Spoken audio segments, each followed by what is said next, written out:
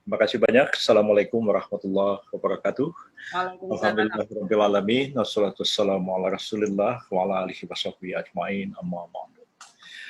Pertama-tama saya mengucapkan banyak terima kasih kepada Kang Yana yang mengundang dan memberikan kesempatan kepada saya untuk berbicara dalam forum yang terhormat pada malam hari ini, membahas tentang Piagam Jakarta, dan saya sengaja memilih tema yang saya beri judul sendiri, Piagam Jakarta 22 Juni 1945, Sejarah dan Implikasi Konstitusionalnya terhadap Masa Depan Indonesia.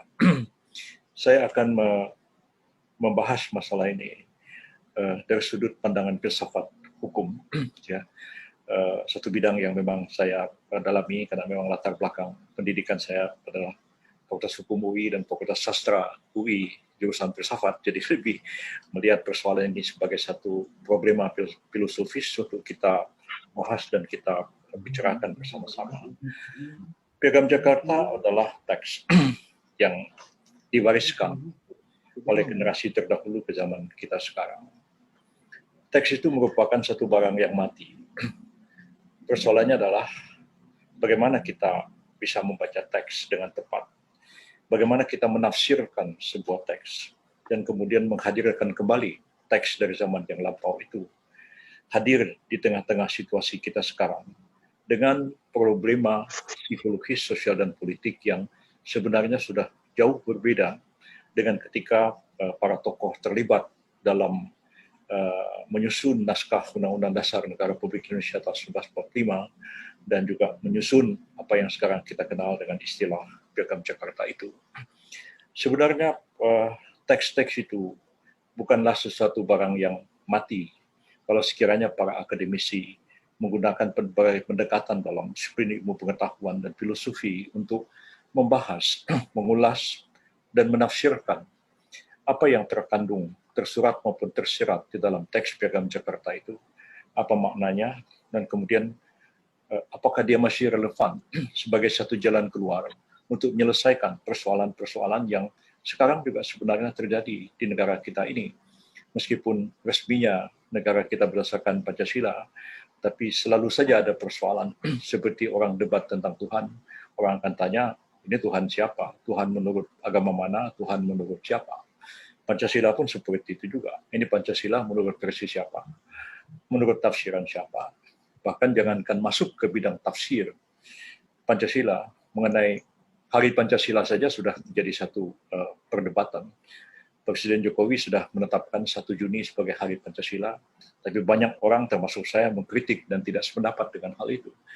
Kita mengatakan bahwa 1 Juni itu bukan hari lahirnya Pancasila, tapi 1 Juni itu adalah Soekarno berpidato mengemukakan prinsip-prinsip dasar negara yang dinamakan sebagai Pancasila, tapi belum merupakan satu rumusan yang resmi, tapi baru merupakan sebuah usulan dan dibahas bersama dan kemudian memunculkan Piagam Jakarta dan kemudian memunculkan pembukaan UUD 45 yang kita kenal sekarang yang disahkan tanggal 18 Agustus tahun 1945. Nah, kalau kita kembali kepada teks, ya, dalam sidang-sidang BPUPKI itu ada sejumlah agenda yang pada tanggal 28 Mei tahun 1945 itu adalah agenda untuk membahas tentang apa yang ditanyakan oleh Ketua BPUPKI, Dr. Rajiman Widodiningrat. Kata-kata beliau lebih kurang begini, tuan-tuan, sebentar lagi kita akan merdeka dan kita akan menyusun Undang-Undang Dasar Negara Indonesia yang merdeka. Tuan-tuan, saya katakan, apakah the philosophische Grondslag Indonesia merdeka nanti? Kata yang digunakan oleh Rajiman Widodiningrat itu philosophische Grondslag dalam bahasa Belanda, yang kalau diterjemahkan ke bahasa kita artinya lebih kurang landasan falsafah bernegara. Philosophische itu filosofi, Grondslag itu asas atau fundamen atau dasar. Jadi yang ditanya Rajiman, apakah landasan falsafah bernegara? Rajiman tidak bertanya tentang ideologi. Ideologi sesuatu masalah yang agak berbeda dengan the philosophische Grondslag, ya. Karl Marx menulis banyak sekali buku-buku, ya, baik bercorak sosiologis maupun filosofis Tapi itu sebenarnya merupakan satu worldview, satu Weltanschauung. Baru Lenin lah yang menafsirkan pikiran-pikiran Marx itu menjadi operasional, dan kemudian dia berubah menjadi sebuah political ideology, menjadi sebuah ideologi politik. Karena itu dari dulu saya tidak pernah sependapat kalau orang mengatakan ideologi Pancasila. Pancasila bukan sebuah ideologi. Yang dirumuskan itu the philosophische Grondslag, landasan falsafah bernegara kita. Nah, menjawab pertanyaan Rajiman itu, sejumlah tokoh berbicara. Tidak semua ada di dalam teks yang dibuat oleh Yamin, tapi agak sedikit cukup lengkap dalam teks yang diterbitkan Sekretariat Negara zaman Murdiono. Dan terakhir ini agak lebih lengkap lagi teks-teks yang disusun oleh Pak Ananda, ya, seorang dosen di jurusan Hukum Tata Negara Fakultas Hukum UI, yang menghimpun termasuk juga adalah teks-teks yang tidak ditemukan sebelumnya, yaitu pidato dari Ki Bagus Hadikusumo, Ketua Muhammadiyah yang pada waktu itu juga anggota PPUPKI. Kalau tadi moderator mengatakan bahwa tidak cukup luas membahas tentang konsep bernegara Islam, ya, hal yang sama sebenarnya juga pada kelompok nasionalis, juga tidak ada pembahasan yang lengkap sehingga pembicaraan itu kemudian menjadi agak sporadis, ya. Dan seperti kita ketahui bahwa anggota-anggota BPUPKI itu adalah tokoh-tokoh yang ditunjuk oleh Soekarno-Hatta, ada kemungkinan meminta confirm kepada pemerintahan militer Jepang yang pada waktu itu sedang berkuasa di negara kita.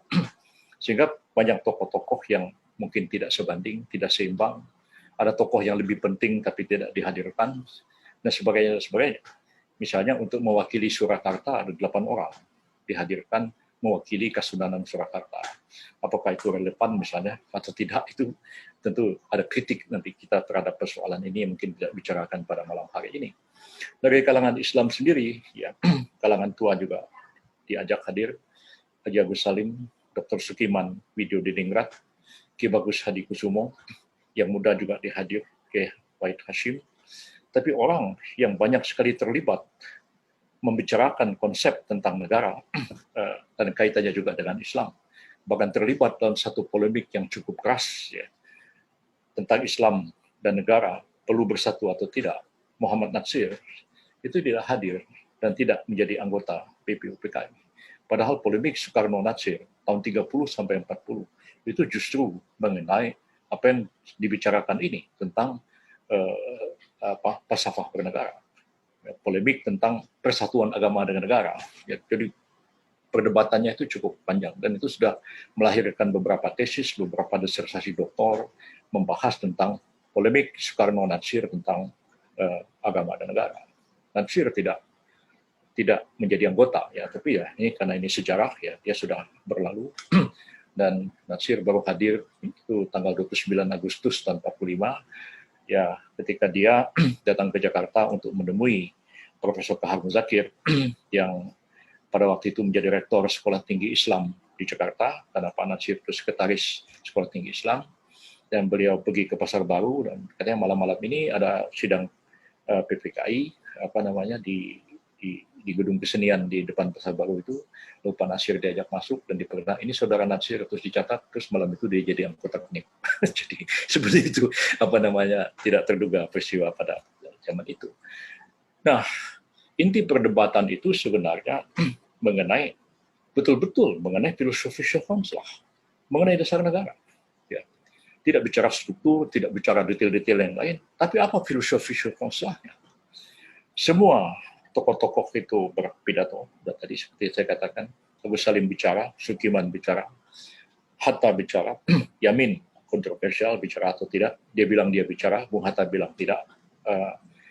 Dan ketika semua sudah berbicara, maka Soekarno berbicara pada tanggal 1 Juni 1945 yang merangkum seluruh pikiran-pikiran yang berkembang pada waktu sebelumnya, dan kemudian merumuskan gagasan-gagasan sendiri, dan dia mengatakan ada 5 dasar untuk dijadikan dasar Indonesia merdeka yang urutannya berbeda sama sekali dengan Pancasila yang kita kenal sekarang ini. Nah, sesudah pidato Soekarno itu, berkatalah Profesor Supomo yang juga berpidato, semua mengatakan, tuan-tuan, rupanya di badan penyelidik ini ada dua golongan besar. Pertama adalah golongan tokoh-tokoh kebangsaan ya, yang menghendaki sebuah negara yang memisahkan antara urusan keagamaan dengan urusan kenegaraan. Dan yang kedua adalah tokoh-tokoh alim ulama, tokoh-tokoh Islam yang menghendaki ya Islam dijadikan sebagai dasar negara. Ini ada dua kubu. Dan karena itulah sesudah semua berpidato, termasuk Soekarno berpidato tanggal 1 Juni 45, maka dibentuklah panitia 9 untuk merumuskan teks proklamasi yang sekaligus juga akan dijadikan sebagai pembukaan dari Undang-Undang Dasar Negara Republik Indonesia. Makanya kalau kita membaca UUD 45 itu ada kalimat yang janggal. Ya. UUD 45 itu pembukanya mengatakan, maka bangsa Indonesia dengan ini menyatakan kemerdekaannya. Itu kan disahkan 18 Agustus. Padahal kemerdekaannya udah kemarin, tanggal 17. Karena itu memang asal mulanya itu teks proklamasi yang tidak jadi dibacakan, tapi yang dibacakan adalah yang kita kenal sekarang ini, kami bangsa Indonesia dan seterusnya yang dibacakan tiap-tiap tanggal 17 Agustus itu. Nah, orang 9 inilah yang ditugasi merumuskan the philosophy Council itu. Panitia kecil yang diketuai Soekarno, wakil ketuanya Hatta, di dalamnya ada tokoh-tokoh dari golongan yang dibilang nasionalis, tapi ya ada dan juga ada dari golongan Islam. Dan golongan Islam itu ada Abi Kusno Cokrosuyoso, adik dari Cokro Aminoto, ya, pimpinan dari Serikat Islam. Kemudian ada Kiai Haji Wahid Hashim, ada Haji Agus Salim, dan ada satu lagi Abdul Kahar Muzakir, ya, rektor UI di belakangan hari di Jogja. Dan kemudian ada satu tokoh yang agak sedikit kontroversial, Mr. Ahmad Subarjo, ya. Endang Saifuddin Ansari mengatakan dia mewakili kelompok nasionalis sekuler, ya. Tapi Ahmad Subarjo itu orang Masyumi, ya. Dan dia menjadi Menteri Luar Negeri di Kabinet Sukiman, itu resmi sebagai wakil dari Partai Masyumi. Dan ketika saya satu hari bertemu Pak Barjo, rumahnya di dekat-dekat tim di Cikini itu, saya datang sama Profesor Osman Ralibi, kira-kira tahun 1978, dan Pak Barjo mengatakan, saya ini Masyumi. Jadi ada sedikit agak kontroversi mengenai Mr. Ahmad Subarjo, dan ada satu yang beragama Kristen, yaitu Mr. Alexander Maramis. Mereka inilah, 9 orang inilah yang merumuskan teks proklamasi pembukaan Undang-Undang Dasar 45 yang di dalamnya itu ada the philosophische Grondslag dasar negara.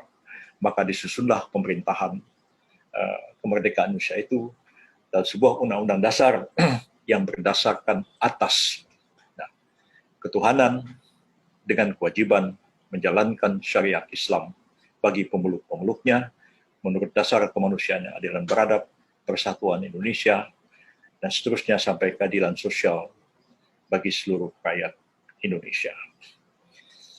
Itulah sebuah kompromi yang dicapai dengan susah payah oleh orang 9 itu. Kalau rumusan itu diterima, itu betul-betul sebuah kompromi. Indonesia tidak merdeka sebagai sebuah negara sekuler yang oleh Supomo dikatakan tokoh-tokoh kebangsaan menghendaki pemisahan urusan agama dengan urusan kenegaraan. Dan tokoh-tokoh Islam yang menghendaki Indonesia merdeka sebagai sebuah negara berdasarkan Islam. Tapi dengan rumusan itu, ya, Indonesia tidak menjadi negara sekuler, tidak juga menjadi sebuah negara Islam seperti misalnya Republik Islam Pakistan yang muncul pada pertengahan abad yang lalu, yang kira-kira yang pertama kali mempunyai sebuah konstitusi merdeka pada tahun 1949, kalau tidak salah, ketika partition India dan Pakistan. Nah, saya sedikit mengkoreksi moderator. Tadi mengatakan bahwa tidak menghendaki negara berdasarkan Islam, tapi menghendaki hukum Islam berjalan bagi umat Islam. Menurut saya ini satu misinterpretasi terhadap teks Piagam Jakarta itu. Tadi saya katakan, saya melihat persoalan ini dari sudut filsafat hukum, dan dari sudut pandangan ilmu saya sendiri, hukum tata negara. Mengapa saya katakan keliru? Pertanyaannya begini. Pertama, dari konteks Islamic Studies. Ini maksud dengan syariat Islam itu apa? Yang kedua, ketika dia dituangkan dalam konstitusi, konstitusi itu mengatur apa? Konstitusi itu mengatur struktur dan kewajiban-kewajiban negara dan mengatur hak-hak warga negaranya.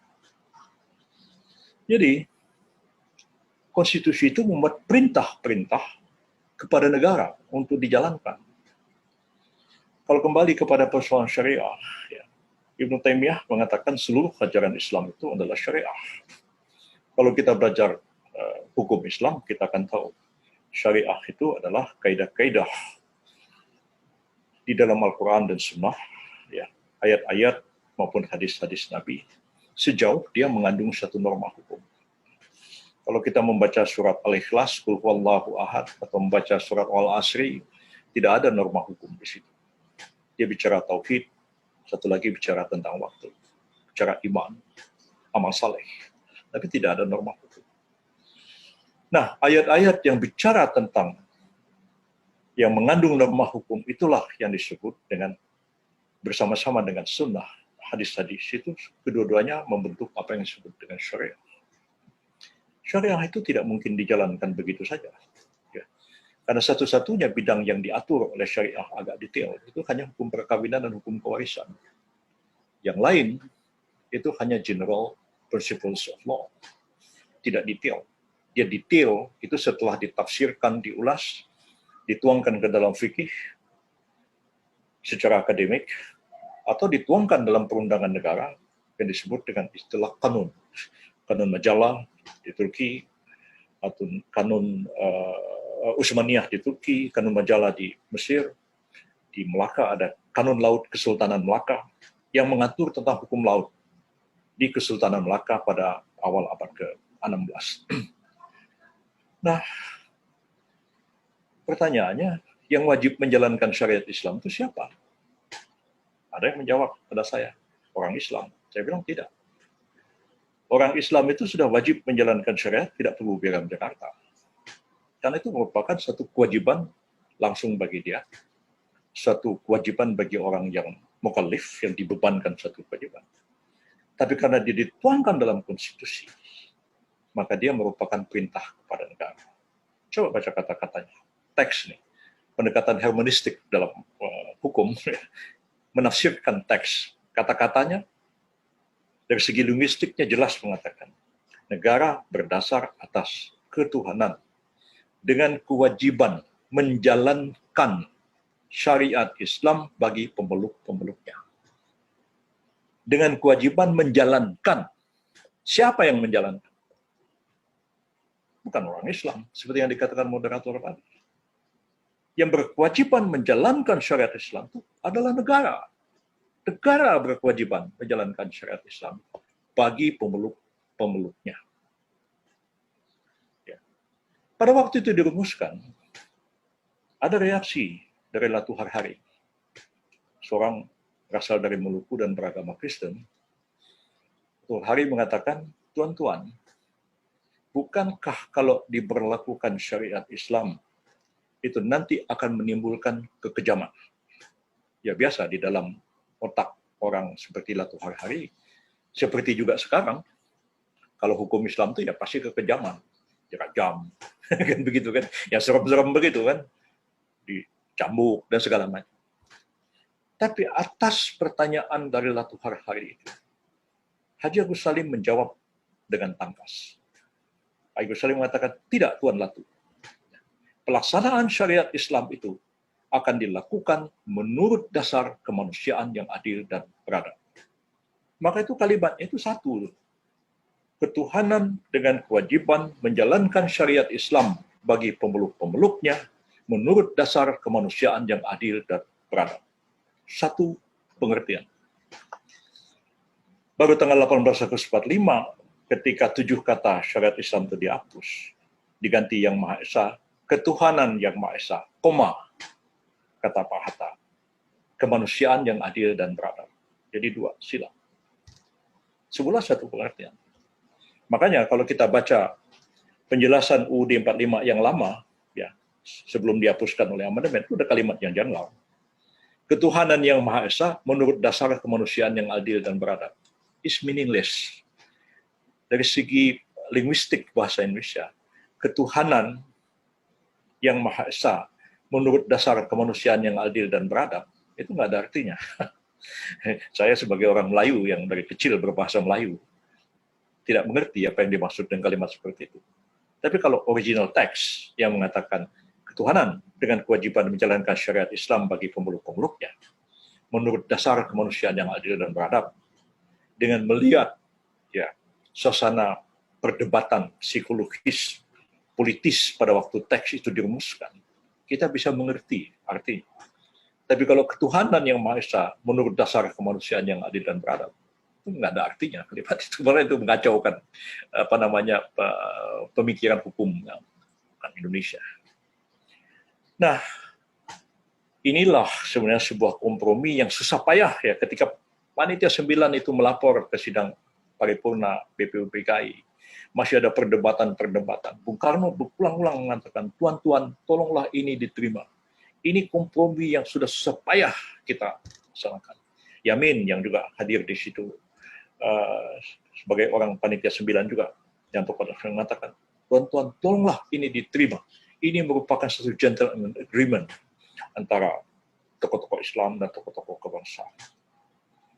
Selesai perdebatan itu, ya bulan Juni tahun 1945, hanya 2 bulan, 17 Agustus 45 kita merdeka, ya tidak sempat dibacakan teks Piagam Jakarta itu sebagai teks proklamasi, karena buru-buru Jepang menyerah tanggal 15 Agustus 45. Kita segera proklamasi, macam-macam peristiwa terjadi, ada menculik Bung Karno segala macam. Maka di rumah Laksamana Maida, di sebelah gereja di Menteng itu, Maida itu seorang laksamana yang sangat pro kemerdekaan Indonesia, dan dia angkatan laut. Yang sebenarnya angkatan laut itu tidak ada di Jakarta. Angkatan laut itu adanya di Indonesia Timur, di Makassar. Dia itu semacam duta angkatan laut di sini. Sebab pada waktu Jepang, Indonesia itu tidak ada. Waktu Jepang itu ada tuh Asia Tenggara. Ibu kotanya di mana? Di Dalat, di Vietnam. Nah, lalu ada Sumatera di Bukit Tinggi, Jawa, ibu kotanya Jakarta, Indonesia Timur, ibu kotanya Makassar, Malaya, ibu kotanya di Singapura. Filipina, ibu kotanya di Mindanao. Ibu kotanya di mana? Di Dalat, di Vietnam. Makanya menjelang kemerdekaan kan Bung Karno pergi ke Dalat, kan? Bertemu Jenderal Terauchi, melapor bahwa kita akan proklamasi kemerdekaan. Nah, jadi dirumuskanlah yang dicoret-coret tulis tangan oleh Bung Karno itu. Ya, saya sempat mewawancarai beberapa orang, termasuk Tengku Muhammad Hasan yang malam itu hadir. Bulan puasa katanya habis sahur itu masih berdebat mencoret itu, coret-coret teks proklamasi itu akhirnya dibacakan pada tanggal 17 Agustus 1945. Besoknya rapatlah PPKI untuk merumuskan Undang-Undang Dasar. Jadi negara Indonesia itu sudah merdeka sehari tanpa Undang-Undang Dasar, tanpa pemerintahan. 1 hari itu. Besoknya baru disahkan Undang-Undang Dasar. Nah, menjelang pengesahan itu banyak peristiwa-peristiwa yang sampai sekarang masih belum terungkap sepenuhnya. Ya, orang mungkin hanya membaca tulisan Bung Hatta sekitar proklamasi. Bung Hatta orang baik dan orang jujur, kita kenal semua, kita hormat pada beliau. Mungkin juga beliau sudah lupa ya ketika menulis tentang sekitar proklamasi itu. Menurut Bung Hatta, ya sore hari tanggal 17 itu datanglah Ofsir Kaigun. Kaigun itu angkatan laut, bahasa Jepang ya, menemui beliau dan menyampaikan pesan dari kaum Kristen Indonesia Timur yang meminta dengan sangat supaya kalimat-kalimat syariat Islam itu dicoret. Kalau tidak, maka orang Kristen di Indonesia bagian timur itu lebih senang berada di luar Republik Indonesia. Lalu Bung Hatta merenung, siapa yang berjuang, kok tiba-tiba ada yang mau memisahkan dia. Maka diceritakanlah tanggal 18 Agustus itu, beliau memanggil beberapa tokoh, ya, memanggil Kasman Singodimojo yang tidak ikut BPUPKI, tapi dia anggota PPKI. Ya. Pak Kasman mengatakan, saya nggak mengerti itu apa sebelumnya yang terjadi. Nah, maka saya iya aja. Ya. Nah, Bung Hatta mengatakan memanggil Wahid Hashim. Tapi saya mewawancarai Ibu Wahid Hashim ketika masih hidup. Saya tanya, Bu Wahid, tanggal 17 Agustus 45, Pak Wahid ada di mana ketika proklamasi? Ada di Jombang, Di. Saya yakin ada di Jombang. Betul ada di Jombang. Bersama-sama kami. Tapi Pak Wahid mendengar melalui radio, proklamasi sudah diucapkan, dan anggota-anggota PPKI disuruh datang ke Jakarta. Maka malam itu juga, tanggal 17 malam, kira-kira jam 10 malam, saya mengantarkan Pak Wahid ya ke stasiun Jombang, menunggu kereta api dari Surabaya, terus berangkat ke Jakarta. Saya tanya, kalau sekiranya kereta api itu berjalan dari Jombang ke Surabaya jam 10 malam, apakah jam 9 pagi kereta api itu sudah sampai di Gambir dan Pak Wahid sudah ada di Pejambon atau tidak? Menurut beliau, perjalanan kereta api zaman itu tidak secepat itu. Saya termasuk orang yang ragu Wahid Hashim hadir tanggal 18 Agustus. Saya mempunyai catatan yang dibuat oleh Mr. Abdul Ghaffar Pringgodigdo. Notulen rapat PPKI sangat lengkap. Kalau BPUPKI banyak bolong.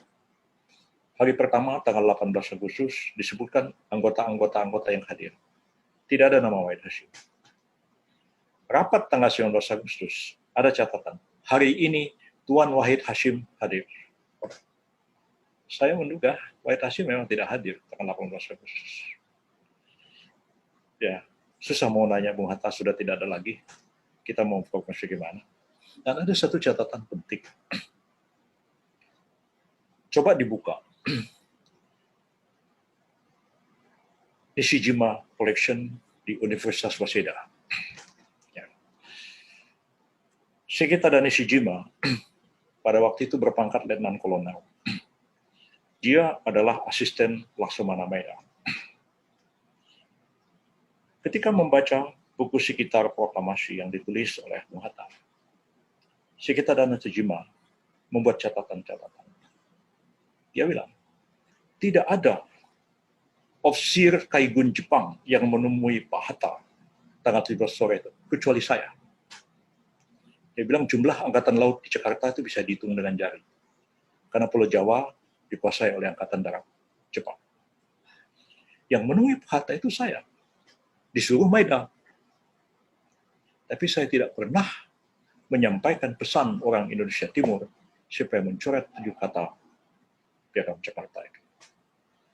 Saya kira mungkin kalau ada anak-anak HMB yang mau riset tentang soal ini, silakan membuka Nishijima, Sekita dan Nishijima Collection yang disimpan di Universitas Waseda di Jepang. Saya hanya kesempatan satu kali dulu hanya untuk mendengarkan rekaman yang susah saya pakai bahasa Inggris itu, pengadilan perang Tokyo yang mengadili Laksamana Maeda. Jadi Maeda itu oleh sekutu dianggap pengkhianat, ya. Tapi oleh bangsa Indonesia, Maeda itu harusnya dianggap sebagai pahlawan. Tanpa Maeda, mungkin kita nggak merdeka. Itu pendapat saya, subjektif saya. Nah, ini penting. Lalu dicoretlah 7 kata Piagam Jakarta itu. Dan saya ingat kata-kata Muhammad Natsir, dia bilang, 17 Agustus, kita proklamirkan kemerdekaan, dan kita sambut dengan takbir Allahu Akbar. 18 Agustus, dicoret 7 kata Piagam Jakarta itu. Maka kita semua beristighfar karenanya. Inilah satu perdebatan panjang. Ya. Dan saya kira kalau kita membaca pembukaan D45, mestinya kita agak bersikap hemonistik sedikit. Melihat kepada teks. Dan teks itu, ya seperti Supomo mengatakan, Undang-Undang tidak bisa dibaca kalau tidak mengerti dalam suasana apa teks itu dibikin. Jadi semua itu juga harmonistik cara berpikir. Perdebatan-perdebatan itu penting, dan itu akan membawa implikasi konstitusional ke depan Indonesia. Nah sayangnya itu lepas ya. Umat Islam tidak begitu mempersoalkan di awal-awal kemerdekaan itu, sebab tanggal 3 November 45 ada Kongres Umat Islam di Jogja, dihadiri oleh banyak tokoh di sana, ya dari yang paling kanan ya, sampai yang paling kiri. Yang paling kiri itu Dr. Abu Hanifah, ya agak sosialis otaknya itu, tapi hadir di situ dan sepakat mendirikan Masyumi sebagai satu-satunya partai politik Islam di Indonesia, dan sama sekali tidak ada agenda ataupun membahas tentang pencoretan 7 kata Piagam Jakarta itu. Bahkan resolusinya mendukung kemerdekaan penuh, jihad fisabilillah dan sebagainya. Dan kemudian juga di situ disebutkan bahwa tujuan Masyumi pada waktu itu adalah menegakkan kedaulatan negara dan agama Islam. Itu tujuannya. Yang banyak nulis belakangan itu mengutip Anggaran Dasar Masyumi tahun 52. Ya, terlaksananya ajaran Islam dalam kehidupan orang dan seorang masyarakat dan negara. Itu sebenarnya itu Anggaran Dasar tahun 52. Bukan Anggaran Dasar tahun 1945 yang dirumuskan dalam KUI di Jogja itu. Nah tadi dikatakan ini baru menjadi perdebatan sengit lagi ketika konstituan bersidang. Lagi-lagi ada 3 dasar negara, Pancasila, Islam, sosial ekonomi, yang didukung oleh PSI. Tapi sosial ekonomi mundur, gabung Pancasila. Pancasila ini macam-macam nih. Dari mulai yang paling kiri sampai yang paling kanan. Yang paling kanan itu ada I. Kasimo dari Partai Katolik, tokoh-tokoh dari Partai Kristen Indonesia, PNI, Ruslan Abdul Ghani, dan lain-lain, sampai PKI, DNID, Nyoto, dan lain-lain. Semuanya mendukung Pancasila. PKI pun mendukung Pancasila. Ya. Jadi, dan tafsiran mereka tentang Pancasila itu semua tabrakan satu dengan yang lain. Sehingga Muhammad Natsir mengatakan di konstituan, setelah saya mendengarkan tafsiran pendukung-pendukung Pancasila, ya, bagi saya tidak lebih, tidak kurang. Pancasila adalah sekularisme. Jadi dia sendiri mengatakan Pancasila dengan Islam itu tidak tabrakan. Itu pidatonya di Pakistan tahun 1952. Pancasila dan Islam itu tidak bertabrakan. Dia jadi bertabrakan kalau ditafsirkan demikian rupa sehingga membuat dia saling bertabrakan satu dengan yang lain. Nah, akhirnya kita lihat di konstituante itu pun mereka coba untuk kompromi. Setelah semua berpidato, dan kemana kompromi? Komprominya kembali ke Piagam Jakarta lagi. Soekarno pada waktu itu melalui Juanda mengusulkan kembali ke UUD 45.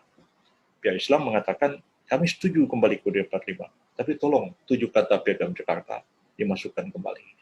Dan disitulah dilakukan voting. Dan ketika dilakukan voting, maka ya kalau nggak salah 205 lawan 252, terus 248 banding berapa, sehingga konstituante itu tidak dapat mengambil keputusan. Sebab pasal 135 Undang-Undang Sementara 50 mengatakan konstituante baru dapat ambil keputusan bila didukung oleh 2/3. Sedangkan pendukung Pancasila dan pendukung Islam itu kira-kira 48 berbanding 52 Pancasila, 48 Islam, 48% Islam. Di dalam 52 itu ada PKI, ada Akuma, ada Angkatan Komunis Muda, dan lain-lain di situ. Sekiranya orang-orang PKI itu tidak gabung situ, barangkali yang suara mendukung Islam itu lebih banyak daripada yang mendukung Pancasila yang sebenarnya. Nah, jadi karena konstituante tidak bisa ambil keputusan, tidak mencapai 2/3. Artinya apa? Artinya, baik Islam maupun Pancasila, dua-duanya tidak bisa dijadikan dasar negara. Kenapa? Karena tidak dukung 2/3 anggota konstituante. Ya. Saya minta maaf bicara begini, agak radikal omongannya. Tapi, ya, itu adalah tafsir sejarah, tafsir abstrak. Seperti itu keadaannya. Jadi, karena itu mereka pulang ke daerah masing-masing. Lalu ya Nasution punya agenda, Bung Karno punya agenda, lantas sampailah ya kabinet bubar, kabinet Ali dibentuk kabinet darurat ekstra parlementer di bawah Juanda, daerah-daerah bergolak, ya terjadi PRRI dan Pramesta, dan segala macam peristiwa sosial politik terjadi dengan dukungan militer Angkatan Darat pada waktu itu. Akhirnya Soekarno mendekretkan berlakunya UUD 45 pada tanggal 5 Juli tahun 1949, dan rumusannya itu sangat kompromis lagi.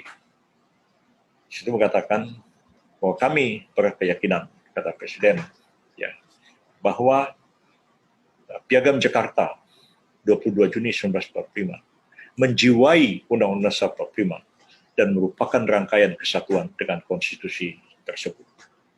Itu dalam konsiderannya, yang kemudian memutuskan dekret pelaku UUD 45, bubarkan konstituante, dan sebagainya. Ini semua lahan penafsiran. Ya.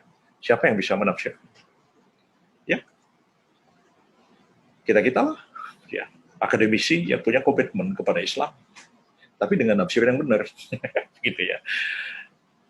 Dan teks Piagam Jakarta sebagai teks yang bisu, dia nggak bicara apa-apa. Kitalah yang menghadirkan kembali, membaca teks, menghadapkannya dengan situasi zaman yang berubah. Dan apakah ke depan dia masih relevan, ataukah dia merupakan satu langkah kompromi kembali? So, saya menganggap perdebatan dasar negara kita ini belum selesai. Ya. Masih juga terjadi perdebatan. Pancasila pun, kapan lahirnya pun jadi debat juga. Ya kan? Kontennya seperti apa pun jadi debat juga. Tafsirnya jadi debat juga. Kalangan Islam, ya ada yang kompromis, ada yang menolak, bahkan melahirkan konsep baru. Kita kembali ke negara khilafat. Ya, seperti gagas oleh Hizbut Tahrir. Itu bukan tidak pernah dibicarakan di BPUPKI. Ya. Sukiman waktu itu mengatakan, ketika ditanya apakah kita mau republik atau kerajaan, Sukiman mengatakan, ya, kalau kita melihat pada sejarah Islam, maka masa khilafat Khulafaur Rasyidin itu adalah sebuah sistem yang lebih mendekati republik daripada sebuah kerajaan. Yang pro kerajaan, 8 orang yang dari Surakarta itu, yang pro kerajaan, yang lain semua adalah pro republik. Nah, persoalannya sekarang, Piagam Jakartanya formal tidak ada lagi, implisit ada di dalam dekret 5 Juli 59.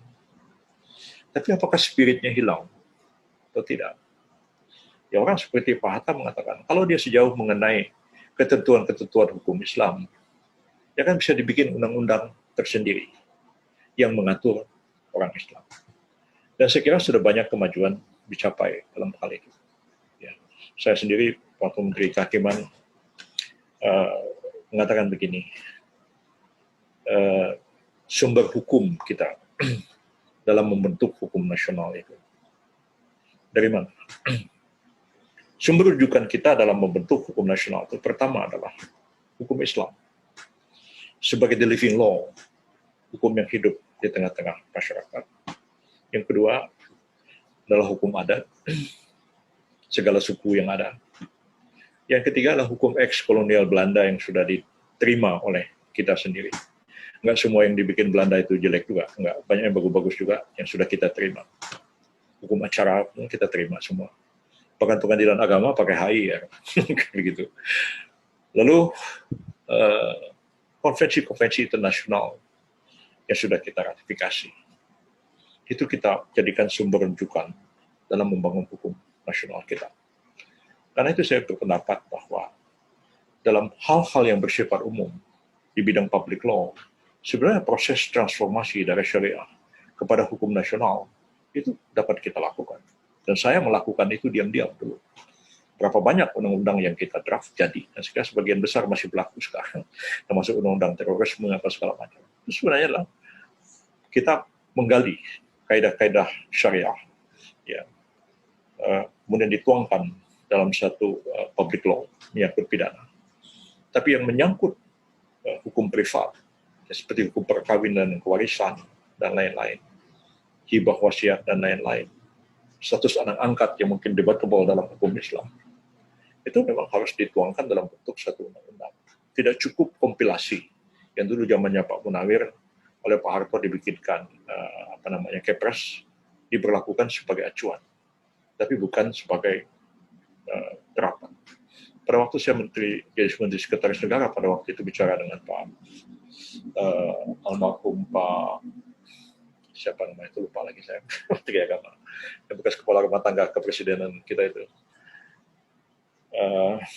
Ya saya bilang, Pak, begini deh, ini sudah sampai ke Seknek, saya sedang telaah hukum terapan pengadilan agama. Itu menyangkut hukum material di pengadilan. Saya bilang 90% saya sudah setuju. Tinggal sebentar lagi saya finalkan. Tapi tiba-tiba saya diberhentikan sebagai Menteri Sekretaris Negara dan pengganti saya Pak Hatta Rajasa mungkin tidak begitu mendalami persoalan-persoalan ini sehingga RUU tentang hukum terapan pengadilan agama itu lenyap begitu saja sampai sekarang. Jadi ini masih memerlukan satu perjuangan akademik, politik juga, dan sosialisasi di tengah-tengah masyarakat kita. Tidak perlu kita alergi kepada Piagam Jakarta itu, tapi mari kita secara rasional melihat dia sebagai satu warisan hukum, warisan sejarah yang dapat kita hadirkan kembali, kita analisis, kita diskusikan, dan mungkin juga akan membawa implikasi konstitusional ke depan. Bagaimana kita menafsirkan konstitusi, bagaimana kita menyusun undang-undang, itu ada implikasi politik dan kebijakan pembentukan hukumnya. Tapi kalau makin banyak orang Islam tersingkir dari pemerintahan, ya nggak bisa berbuat apa-apa. Banyak kelompok Islam ada di pemerintahan, tapi alergi juga dengan syariat Islam atau nggak punya pemahaman sama sekali mengenai soal ini. Ya jadi masalah juga ya. Karena pada waktu dulu ada ribut-ribut tentang perda-perda syariah. Pada waktu itu Pak Handam Zulfa, Pak Margarito Kamis menjadi staf khusus di Sekretariat Negara pada waktu itu. Coba saya bilang, Pak Hamdan, Margarito, coba ditelaah nih, apa betul nih, apa sih ada komplain tentang perda-perda syariah yang sebenarnya tidak selalu isinya kaitannya sama syariah. Ya. Tapi ketika masalah ini dibawa kepada Yusuf Kala ya nggak mau berdebat panjang, dipanggil orang itu mengatakan, kau mau bicara syariat Islam? Aku mau tanya sama kau, berapa banyak masjid kau sudah bikin? Katanya begitu. Aku sudah bikin 60 masjid di Makassar saja, belum di tempat lain katanya. Jadi syariat Islam sudah jalan, nggak perlu kau berdiskusi sama aku lagi katanya. Itu kata Pak Yusuf Kala begitu ya. Jadi saya pikir baiklah ini kita renungkan. Saya ingin bicara lebih banyak lagi sebenarnya, tapi waktu mungkin sudah tidak cukup. Silakan para penanggap membahas masalah ini dan kita mendiskusikannya. Terima kasih dan mohon maaf atas segala kekurangan dan mungkin kata-kata saya yang kurang tepat. Bila taufiq wal hidayah, barakallahu li wa lakum. Wassalamualaikum warahmatullahi wabarakatuh. Waalaikumsalam warahmatullahi wabarakatuh. Terima kasih sekali Prof. Yusril.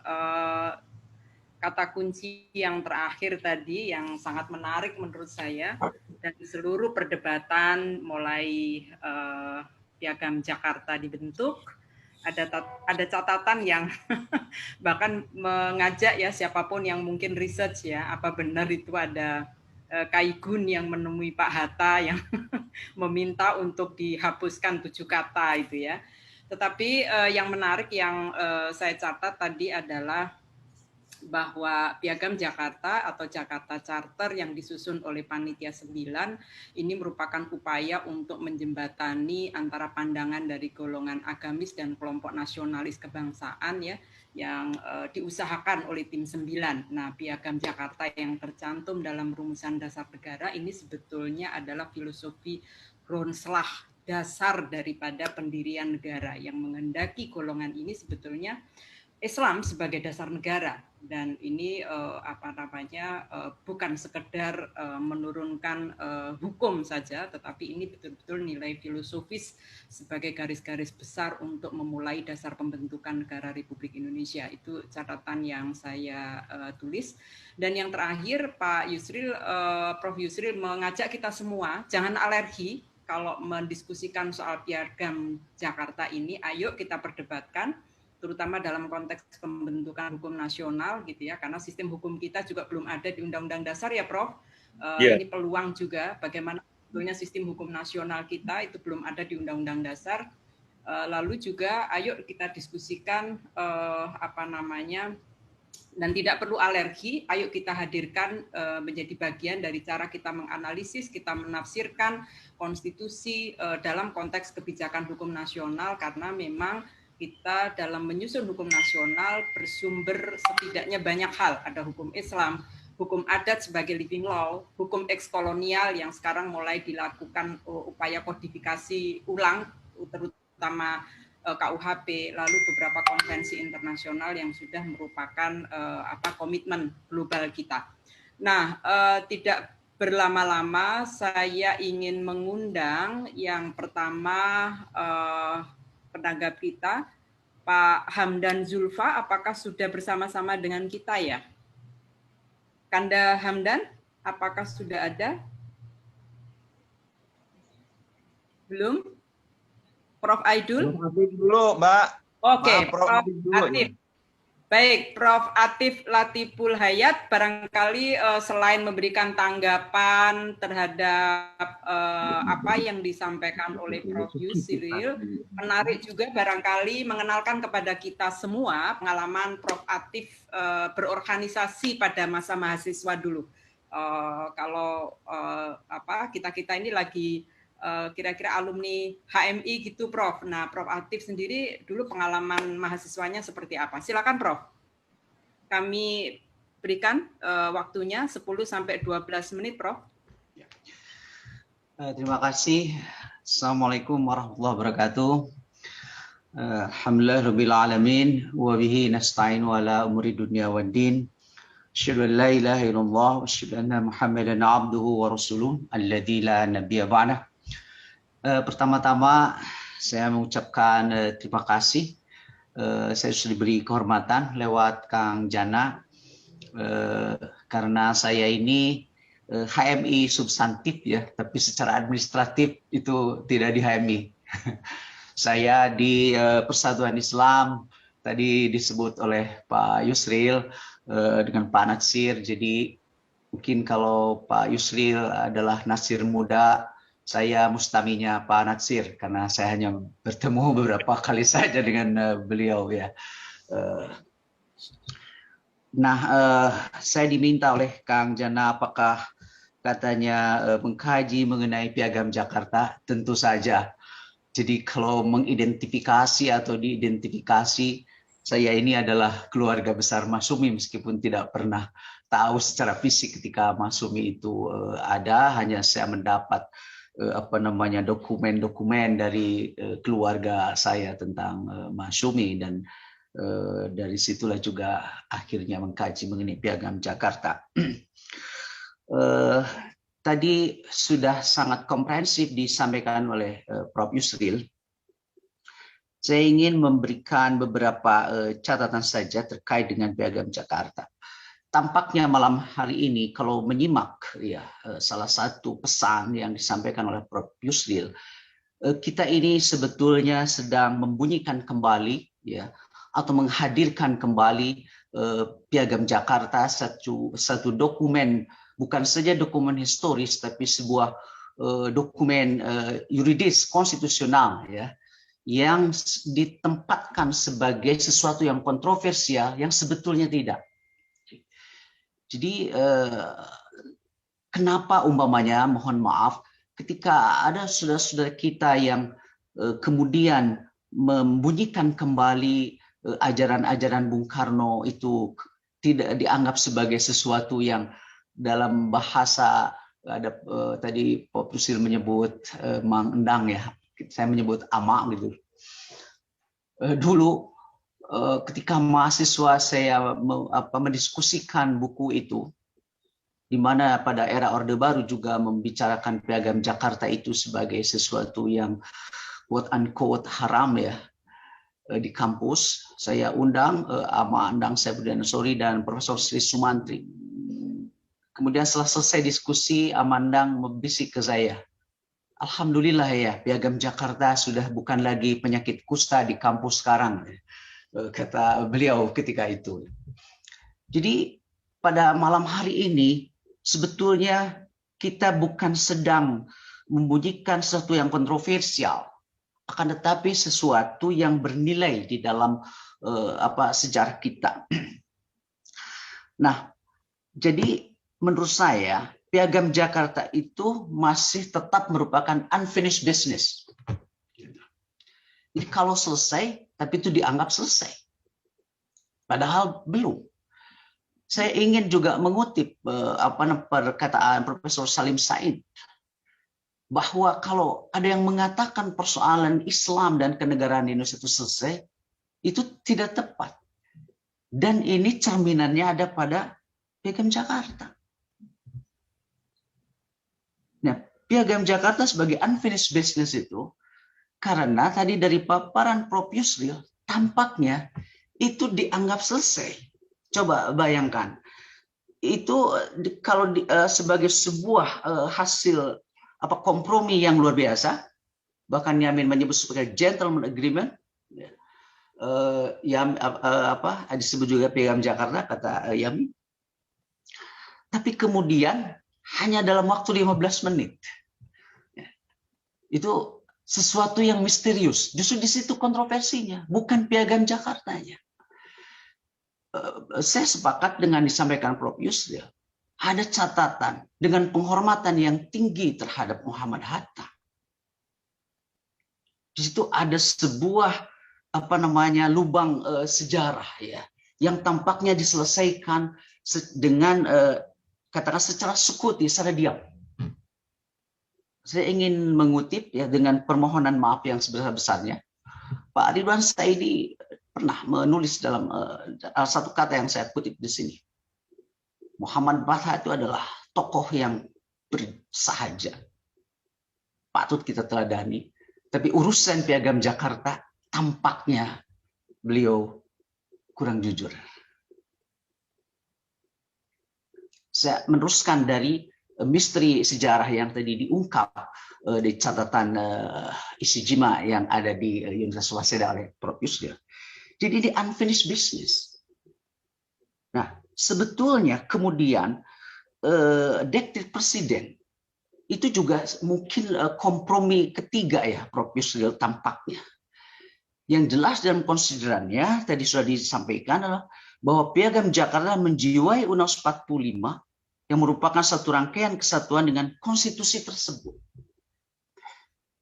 Jadi di sini menurut saya sangat fundamental ya, dari judul ini yang harus menjadi titik perhatian kita adalah dan implikasi konstitusionalnya bagi masa depan Indonesia. Piagam Jakarta itu ada pada mukaddimah, pada pembukaan. Yang beberapa pakar mengatakan justru di situ spiritnya.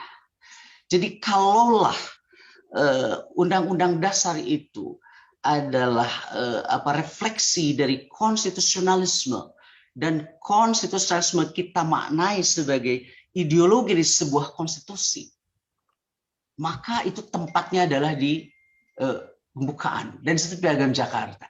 Paling tidak ada 3 yang bisa kita tangkap dari Piagam Jakarta sebagai salah satu akar ya konstitusionalisme kita. Yang pertama, Piagam Jakarta itu memperlihatkan self perception. Jadi bagaimana bangsa Indonesia dalam hal ini adalah umat Islam membaca dirinya sendiri. Ada self perception di situ. Kemudian di dalam Piagam Jakarta ada self identification.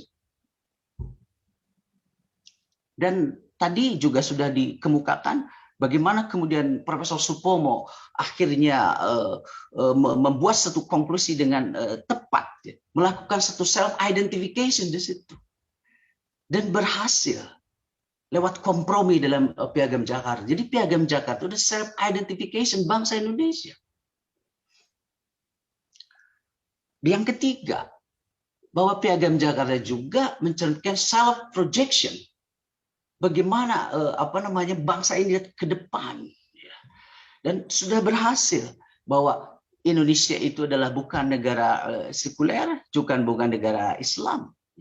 Itu self projectionnya ada di sini di dalam Piagam Jakarta, dan tadi Prof. Yusril sudah menafsirkan dan saya sepakat ya, bahwa dengan kewajiban menjalankan syariat Islam bagi pemeluknya, di situ ada suatu kewajiban konstitusional bagi negara.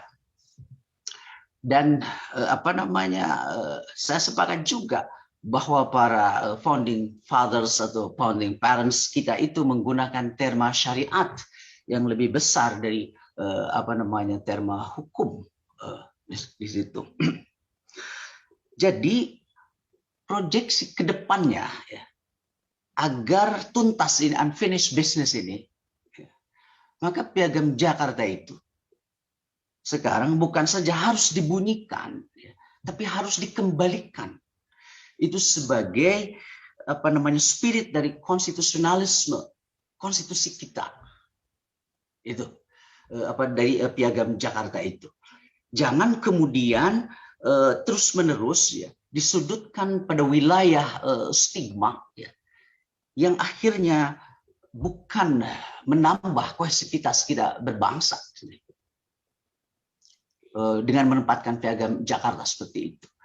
Saya teringat pada tahun 1989 ketika pada waktu itu mungkin ya Prof. Yusril kan ada RUU tentang peradilan agama ya kalau tidak salah. Ya. Ya, saya beberapa kali ke Dewan Dakwah dan bertemu dengan Pak Nasir. Kemudian Pak Nasir menulis kolom di majalah media dakwah ya ketika itu. Karena penentangan sangat kuat sekali, antara lain yang masih hidup sekarang saya ingat adalah Profesor Franz Magnus Suseno. Salah satu yang kemudian dijadikan pijakannya untuk menolak peradilan agama itu, bahwa ini adalah menghidupkan kembali Piagam Jakarta. Jadi di situ, padahal Piagam Jakarta itu adalah nilai konstitusionalisme yang dihasilkan dengan susah payah oleh para founding fathers kita. Jadi menurut saya kita semua, ya, dan ini saya terima kasih sekali kepada inisiator ini Kang Jana ya pada malam hari ini, sehingga ada yang berbisik juga ke saya, jangan-jangan acara malam hari ini kelanjutan dari 1 Juni katanya. Ya nggak apa-apa sebenarnya. Pokoknya bulan Juni kan bulan menjadi yang sangat sakral sekarang ya. Bulan Bung Karno, kemudian bulan lahir Pancasila. Nah sekarang ini sebetulnya lahirnya Pancasila versi Prof. Yusril dan versi saya ya 22 Juni. Ya kan, saya sebagai orang hukum kan Prof. Yusril harus legal formal ya, 22 Juni situ.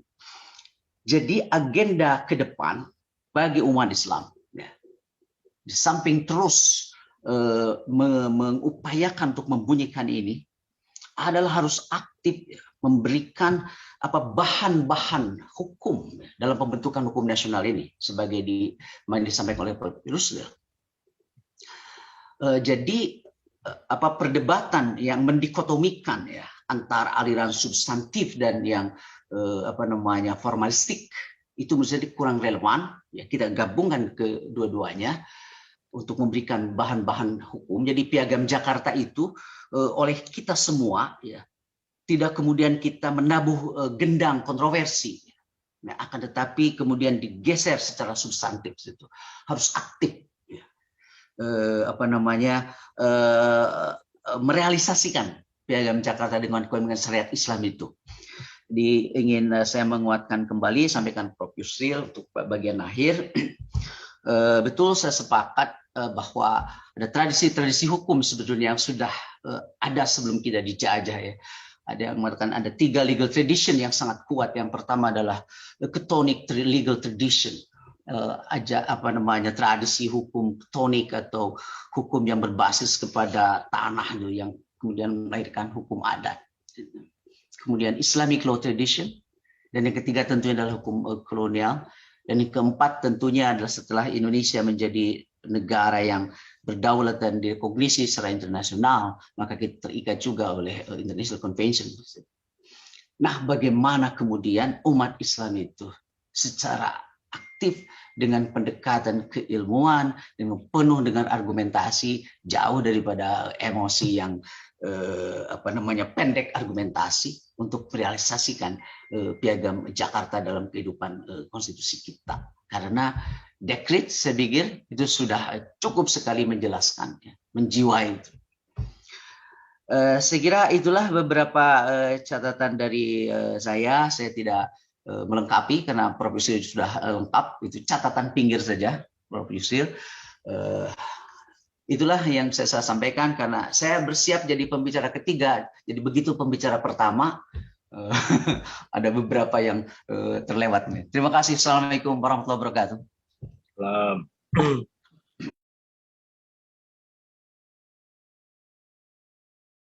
Baik, terima kasih atas semua tanggapan yang disampaikan. Saya memang malam ini lebih betul-betul ingin bicara sebagai akademisi, dan karena itu melihat Piagam Jakarta sebagai satu teks, ya, teks historis dan teks konstitusional, dan bagaimana kita memahami teks itu dan menghadirkannya kembali dalam situasi sekarang. Jadi dia merupakan satu tafsir atas teks-teks yang memerlukan satu metodologi tersendiri, dan saya tadi mengatakan lebih merupakan satu approach hermeneutik terhadap teks dari Piagam Jakarta itu untuk kita kaji ulang, kita tafsirkan kembali, kita hadirkan kembali sekarang, dan kita melihat bagaimana kita membawa Piagam Jakarta itu dalam pergolakan sosial politik sekarang dan implikasi-implikasinya ke depan. Jadi sebuah teks sebenarnya hanya barang mati kalau kita tidak membaca teks kembali dan menghadirkannya. Tadi semua sudah berbicara bahwa teks Piagam Jakarta itu merupakan bukan hanya teks historis, tapi juga merupakan sebuah teks konstitusional yang sudah dijelaskan terakhir tadi oleh Pak Hamdan Zulfa sebagai juga pelaku sejarah, ya, dalam proses amandemen Undang-Undang Dasar 1945, dan saya waktu itu berbicara banyak sekali dengan Pak Hamdan dalam proses itu karena saya tidak terlibat lagi dalam amandemen itu karena saya sudah masuk ke kabinet pada waktu itu. Pak Hamdanlah satu-satunya andalan kita untuk mengemukakan gagasan-gagasan kita, ya, walaupun kita tahu secara politik ya, kita lemah, dan itu pun sebenarnya posisi yang sama pun sebenarnya juga terjadi pada tahun 1945 di BPUPKI pada waktu itu maupun di PPKI. Memang secara intelektual kita tidak sebanding, begitu juga secara jumlah juga kita tidak sebanding menghadapi kelompok yang lain, dan ini juga membawa pengaruh yang cukup besar, ya, terhadap apa yang berhasil kita rumuskan dan bagaimana kita menafsirkannya jauh pada waktu itu maupun juga ke depan. Intinya sebenarnya Piagam Jakarta itu harus mengisi ruang negara sebenarnya. Jadi negara ini sebagai satu ruang, ya, mau tidak mau, di mana tempatnya Islam. Ya. Sejauh mengenai masalah hukum, ya, tidak semua kaidah-kaidah hukum Islam itu harus diformulasikan ke dalam secara formal ke dalam hukum negara. Ya, kita paham kalau hukum-hukum peribadatan itu nggak perlu dimasukkan ke dalam undang-undang. Bagaimana caranya orang sholat, bagaimana puasa, itu udah pahamlah kita semua. Tapi Piagam Jakarta itu, kalau kita baca teks dan kita tafsirkan sebenarnya, karena dia dituangkan dalam pembukaan Undang-Undang Dasar, dia sebenarnya adalah berisi perintah-perintah konstitusional kepada negara. Jadi kaidah-kaidah hukum itu, ya, hanya diformulasikan menjadi hukum negara sejauh memang pelaksanaan syariat Islam itu memerlukan campur tangan negara untuk melaksanakan. Kalau tidak. Nah, hal seperti ini sebenarnya tidak spesifik kita. Ya. Saya sedang membuat satu telaah kajian tentang kedudukan agama dalam 3 konstitusi negara ASEAN, Indonesia, Malaysia, dan Filipina. Ya. Kita ini tidak jelas posisi Islam, tapi agama ada disebutkan. Ada historis Piagam Jakarta yang kita. Malaysia jelas Islam agama resmi negara yang di Pertuan Agung adalah ketua agama Islam dan sebagainya. Filipina itu konstitusinya sejak Filipina itu dijajah Amerika Serikat 100 tahun yang lalu. Itu mengatakan bahwa Filipina adalah republik sekuler. Ya. Gereja Katolik Filipina berada di luar negara Filipina. Negara Filipina tidak akan mensupport lembaga-lembaga keagamaan apapun di Filipina. Teoritis, secular state. Tapi apa betul dalam pelaksanaannya seperti itu? Saya melihat bahwa hukum itu juga ada proses-proses sosiologis, the living law di tengah-tengah masyarakat. Dan tesis saya justru mengatakan bahwa keyakinan agama mayoritas di suatu negara itu akan mempengaruhi materi hukum yang dirumuskan oleh negara ini. Malaysia jelas, Filipina pun, kawan saya, rekan saya yang baik hati, Presiden Gloria Arroyo Macapagal, dia itu pemimpin partai yang sangat unik, namanya Partai CMD, Christian Muslim Democrat Party. Jadi Partai Demokrat Kristen Islam. Nah, ada satu kawan kita di situ, Simeon Dato Manong, ya, Muslim, menjadi Menteri Kehakiman Filipina. Pada waktu saya Menteri Kehakiman di sini dan kita kontak Pak. Pada waktu itu apa yang terjadi? Senat Filipina mensahkan rancangan undang-undang tentang aborsi dan keluarga berencana. Itu diveto sama Arroyo. Tidak bisa jadi undang-undang. Ya, sistemnya kayak Amerika. Diveto oleh presiden. Saya tanya sama si Mendato Manok, kenapa begitu? Karena negara sekuler. Dia bilang sekuler hanya konstitusinya. Kenapa? Dia bilang, karena gereja Katolik Filipina, gereja Katolik masih menentang aborsi dan menentang keluarga berencana. Karena itu diveto oleh presiden. Tapi pada zaman Marcos, untuk mengambil hati simpati dari kelompok Islam yang cukup kuat di Filipina, jumlahnya 8%, itu kemudian dengan Republic Act, itu dibentuk pengadilan agama Filipina. Ya, the Sharia Court of the Philippines, established itu by law, by act, Republic Act tentang establishment of the Sharia Court of the Philippines. Pada saat yang sama dibentuk Republic Act tentang establishment of the Islamic Bank the Philippines. Dan hukum Islam berlaku. Dan ada pengadilan agama di sana yang disebut Syariah Court. Jadi negara bisa mengatakan sekuler. Ya. Pengaruh hukum kanonik gereja Katolik terhadap hukum Filipina itu nyata. Dan mereka harus mengakui hukum Islam sebagai sesuatu hukum yang ada. Meskipun konstitusinya mengatakan sekuler. Jadi Malaysia jelas sekali tidak boleh bertentangan dengan syariah begitu.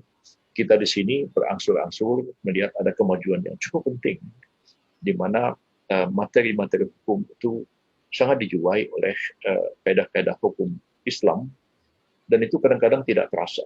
Ya. Mungkin tadi ada saudara Mas Duki, saya lihat sebentar ikut membuat tesis beberapa ini tentang apa yang saya lakukan dulu, tentang transformasi syariah Islam dalam hukum nasional. Dan itu bisa nyata, bisa terang-terangan, bisa diam-diam.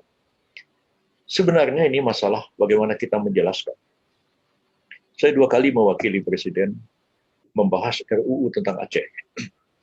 Yang pertama, saya ikut menggagas tentang rancangan undang-undang tentang Nanggwe Aceh Darussalam sebagai daerah otonomi khusus. Dan saya berunding di Aceh, bilang, apa yang orang Aceh mau, tuangkan sekarang, kita draft. Disitulah saya memperkenalkan istilah tentang kanun Aceh, Perdas. Dan hukum Islam kita berlakukan.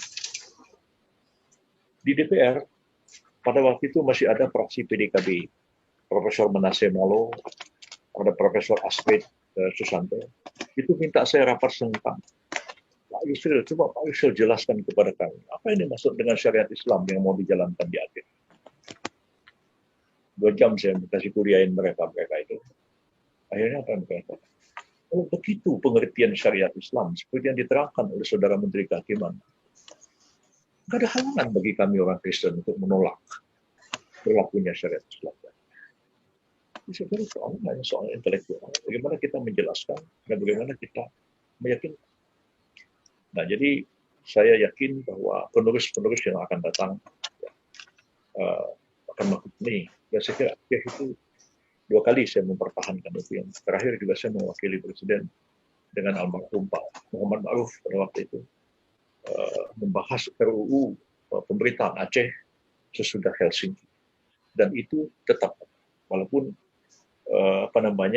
saya tidak puas juga karena ketika diterapkan kanun Aceh itu ternyata hukum Islamnya itu hukum Islam klasik dan abad pertengahan. Ada kanun jenayah, kanun kamar, kanun maisir, kanun khalwat. Saya pikir yang ada di kepala saya itu adalah sebuah hukum modern untuk Aceh ya di masa sekarang. Kok malah kembali kanun khalwat. Pusing kepala saya mikirin. Jadi sebenarnya apa yang sudah kita rintis tidak di follow up lebih jauh. Ya, sama seperti dulu kita mendraft KUHP, kita kasih semua ke lembaga-lembaga Islam. Ya, tidak ada yang menjawab.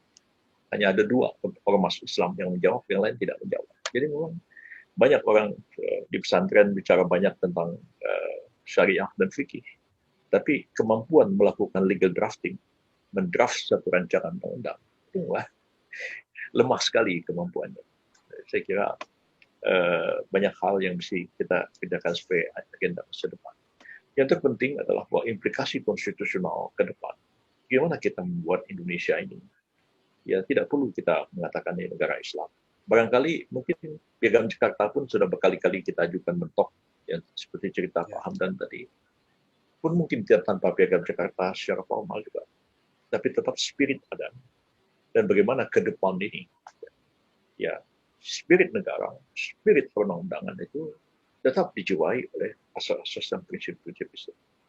Dan saya kira itu sebenarnya sangat tergantung apakah kita punya kekuatan politik atau tidak.